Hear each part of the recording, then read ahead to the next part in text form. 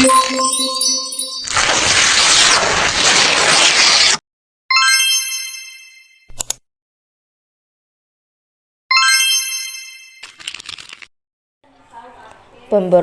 Angkatan Perang Ratu Adil atau APRA adalah peristiwa pemberontakan yang meletus pada 23 Januari 1950 di Bandung.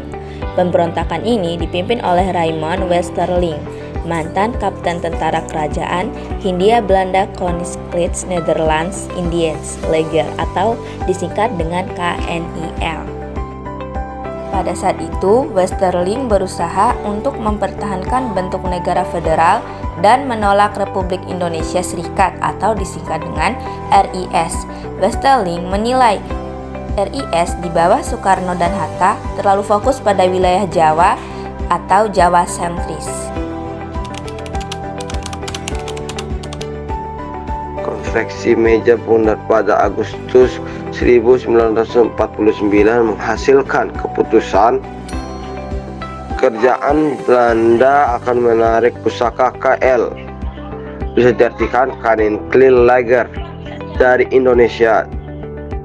2. Tentara KNIL, Koninklijke Nederlands Indisch Leger, akan dibubarkan dan akan dimasukkan ke dalam kesatuan TNI.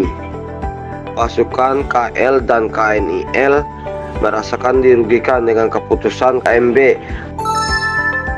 Pasukan KNIL takut mengalami hukum atau ancaman saat menyatu dengan TNI kelak. Akhirnya, seorang komandan dari Kesatuan Khusus Depot Special Troepen atau bisa disingkat DST, Kapten Raymond Westerling, memanfaatkan keadaan. Ia berhasil mengumpulkan 800.000 pasukan dari deserti dan anggota KNIL.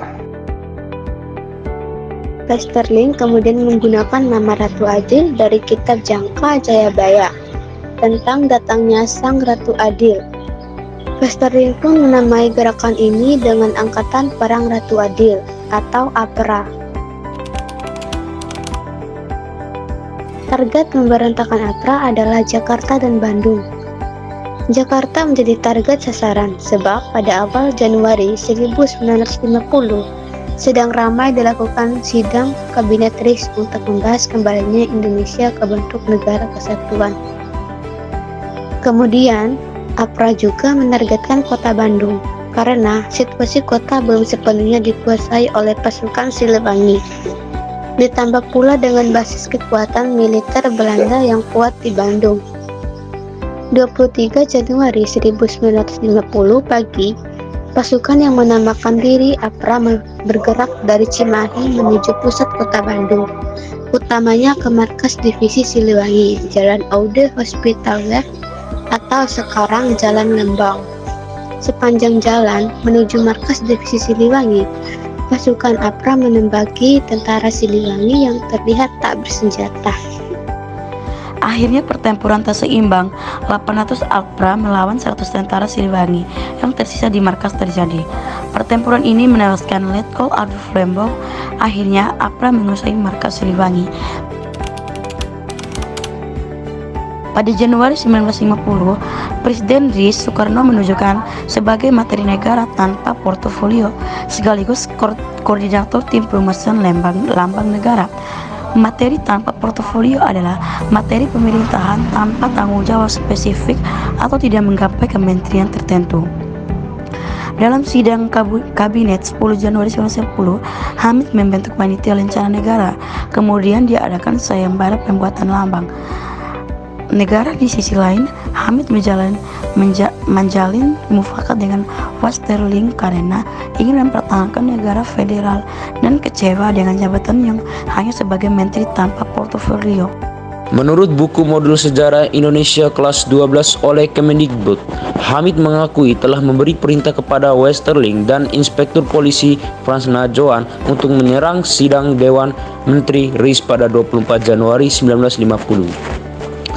Dalam penyerbuan itu, Hamid juga memerintahkan agar semua menteri ditangkap. sedangkan Menteri Pertahanan Sultan Hamengkubuwono, Sekretaris Jenderal Ali Budiarjo, dan Kepala Staf Angkatan Perang RIS Apris Kolonial TB Simatubang harus ditembak mati. Dr. Randus Mohatta turun langsung untuk berunding dengan Komisaris Tinggi Belanda. Akhirnya, Mayor Jenderal Engels yang merupakan Komandan Tinggi Belanda di Bandung mendesak Westerling untuk meninggalkan kota Bandung. Berkat hal itu, aparat pun berhasil dilumpuhkan oleh pasukan Apris.